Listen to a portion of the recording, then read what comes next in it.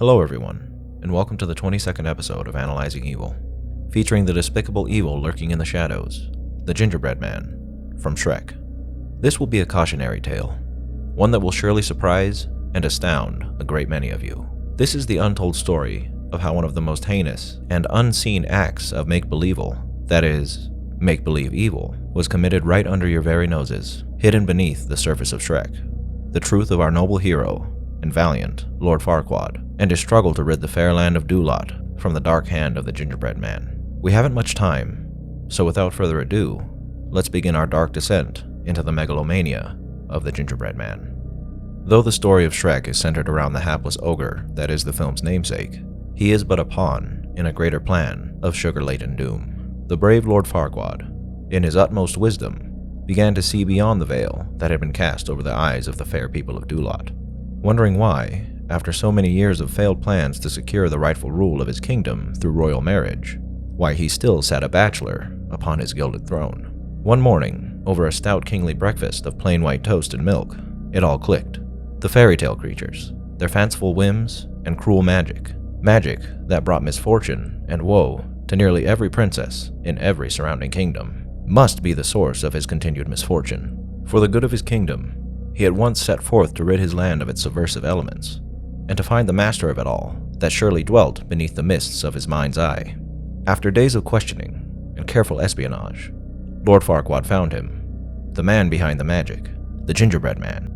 After hours of torture and interrogation, Lord Farquaad ripped the information he needed from him, limb by limb, and found that to overcome the plots and schemes set in motion by this contemptible cookie, he need seek wisdom from his enemy, the magic mirror of fabled repute, who besought our dear lord to seek a princess, trapped in the clutches of the very magic he now strives to defeat.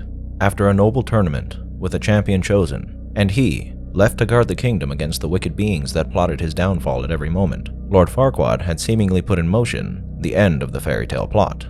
However, what our dear and most beloved lord did not know is that nothing could stop the machinations of this ginger-clad ghoul, created and trained by his evil master, the Muffin Man. For everything that had transpired so far was all according to his plan, as the man of icing eyes knows and sees all. Through his agents hidden among Farquaad's court, he planned to have the fairy tale creatures rounded up and moved to the perfect location, Shrek's swamp. But why, you might be asking? Because he knew that in order to secure a place in the hierarchy of Dulot for the fairy tale creatures, they were in dire need of a champion to further their agenda, a champion who could be martyred for their cause, serving as a catalyst to instigate a war between the humans of Dulot and the fairy tale denizens of the land. His agents in the field, the three little pigs, Pinocchio, and Donkey, lured Shrek into fighting to reclaim his swamp, knowing that upon demonstrating his indomitable strength, Lord Farquaad would have no choice but to send him on a quest for his bride. This was all according to plan, as the Gingerbread Man expected Shrek to fail on his journey, while also having a contingency plan in his co-conspirators, Robin Hood and his band of merry men. Their orders were to seize the princess after the death of Shrek, or, in the event that he succeeded, kill him and take the princess back to Lord Farquaad.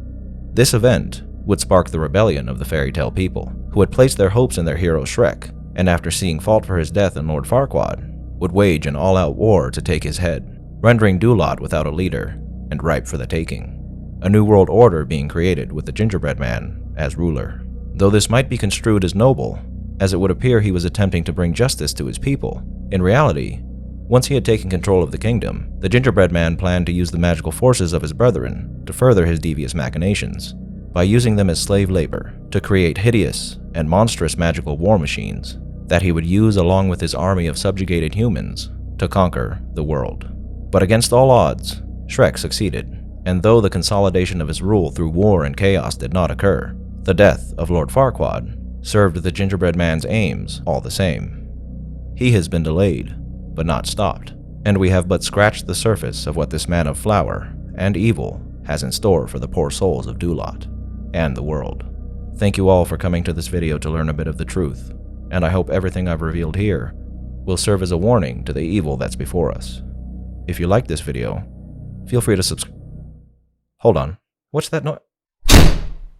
Oh, you just had to tell him, didn't you? Gingy, baby. No, it's not what it sounds like. You know I'd never... Gingy, what's the icing for? No, don't come any closer. Please. No, please. Somebody help me. Help me!